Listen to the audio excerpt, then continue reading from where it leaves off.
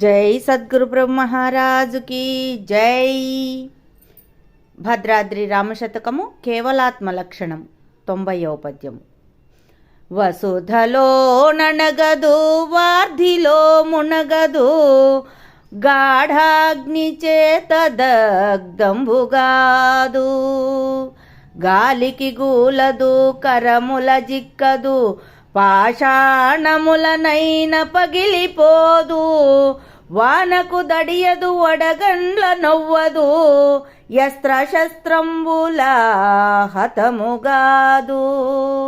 ఎండకు ఎండదు యుండ నీడకు రాదు ఘనపాశములనైన గట్టుబడదు. చలికి వణకదు భయముల కులికి పడదు యచలమయ్యుండు పరిపూర్ణమల చరిత. రమ్య గుణధామ భద్రాద్రి రామ పరశురామ నరసింహదాస సంరక్షితా.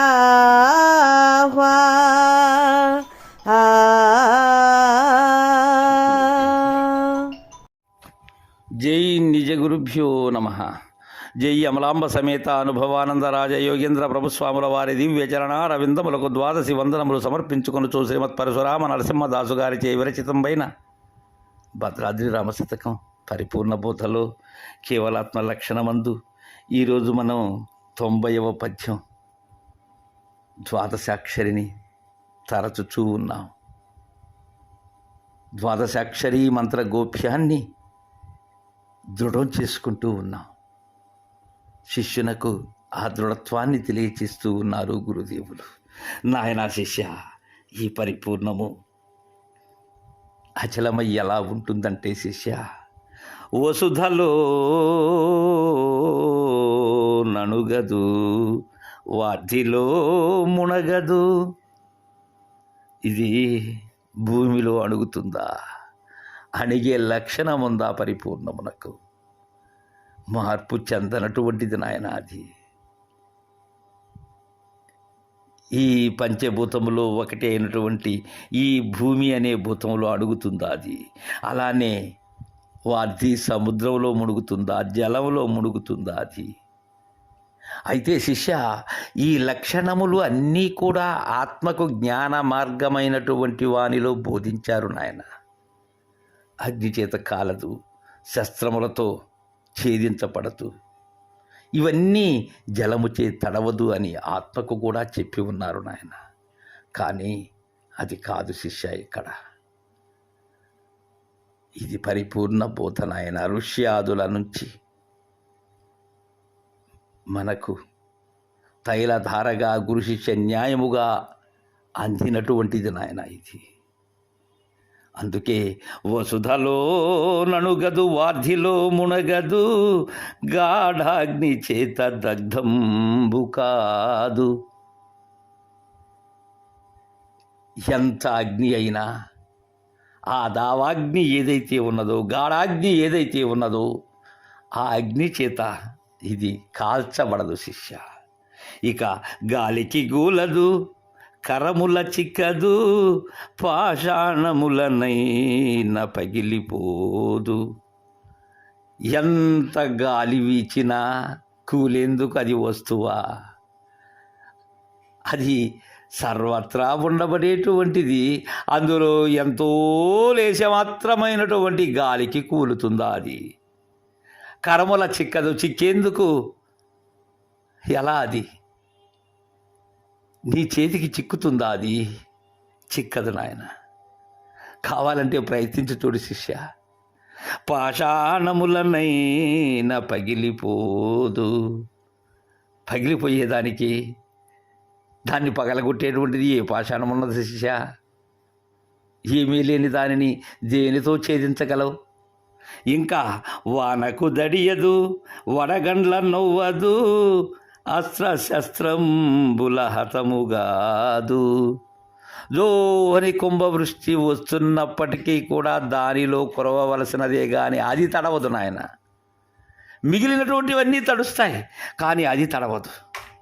అలానే ఎంత పెద్ద వడగండ్లు రాళ్లతో సమానమైన వర్షము కురుస్తున్నప్పటికీ కూడా వడగండ్ల వాన దానికేమవుతుంది? ఏమీ కాదు. అలానే అస్త్రశస్త్రంబులతో హతము కాదు నాయన, అది శస్త్రముల ఛేదించరానిది అంటారు పెద్దలు. ఈ అస్త్రశస్త్రములకు ఛేదించేది కాదు పరిపూర్ణం, దానికి తగలవు. ఎండకు ఎండదు యుండ నీడకు రాదు.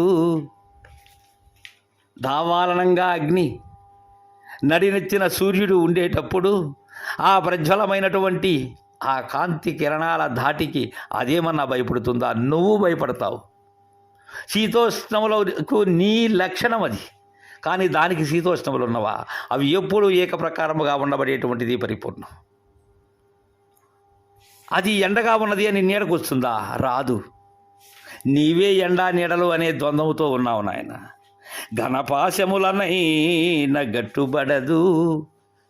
నువ్వు దాన్ని కట్టివేస్తాము అంటే నీ పాశమునకు వశమవుతుందా? అది ఎక్కడని కట్టివేస్తావు? ఏముందని కట్టివేస్తావు? లేకనే ఉన్న దానిలో ఏమీ లేని దానిలో ఏ పాశాన్ని వేస్తావు శిష్య? వేసి చూడు నాయన, ఉన్నదా అక్కడ? నేను తెలియజేసినటువంటి సంజ్ఞలో ఉన్నదా? నీవు కట్టివేసేందుకు సాధ్యమవుతున్నదా? అది లేదు. చలికి వణకదు, భయముల కులికి పడదు. అది ఈ కార్తీక మాసంలో ఈ చలి తీవ్రత ఎక్కువగా ఉండేటప్పుడు దానికి చలి ఉంటుందా? చలి ఎవరికి ఉంటుంది? నాకుంటుంది. ఎందుకని? నాలో శబ్ద తన్మాత్రలు ఉన్నాయి, అంటే పంచ తన్మాత్రలు ఉన్నాయి. ఈ శబ్దస్పర్శ రూపరసగంధాదులు ఉన్నాయి. తన్మాత్ర రహితమైనటువంటి బట్టబయలుకు చలి ఎలా ఉంటుంది? ఏ భయము లేనటువంటి అభయమునకు భయం ఎందుకు ఉంటుంది? అది అభయం, అది అచలం, అది పరిపూర్ణం, అది స్వతసిద్ధం, అది ఉత్తబట్టబయలు. ఎలా ఉంటుంది అది? అచలమయ్యుండు పరిపూర్ణమమల చరిత. అచలమయ్యి ఉంటుంది ఆ పరిపూర్ణం. ఓ అమల చరిత, నిర్మలమైనటువంటి చరిత కలిగినటువంటి వాడా, అలా గురుదేవుని దగ్గర చరించేటువంటి వాడా. అందుకని అంటున్నారు అమల చరిత అని మనకు నరసింహదాస్ గారు. పరిపూర్ణ అమల చరిత అని శిష్యుని ఎంతో ముప్పిరి గొనగా అంటూ ఉన్నారు. రమ్య గుణధామ భద్రాద్రి రామ పరశురామ నరసింహదాస సంరక్షితాహ్వా. శిష్య, ఈ పరిపూర్ణ భూమిలో అడగదు నాయన. అలానే నీళ్లలో మునగదు, అగ్గిచే కాలదు, గాలికి కూలదు, చేతులకు చిక్కదు, రాళ్లచే పగులదు నాయన. ఇది వానకు తడిచిపోయేటువంటిది కాదు, వడగండ్లతో నొచ్చుకునేటువంటిది కాదు, అస్త్రశస్త్రముల చేత హతం చేసేటువంటిది కాదు. ఎండకు ఎండదు, నీడకు రాదు నాయన. అది ఏనాడు కూడా నీవు బంధింపబడినట్లుగా ఏ పాశములకు కట్టబడదు. నీకైతే అష్టపాశములు ఉన్నవి, అది పాశరహితమైనటువంటిది.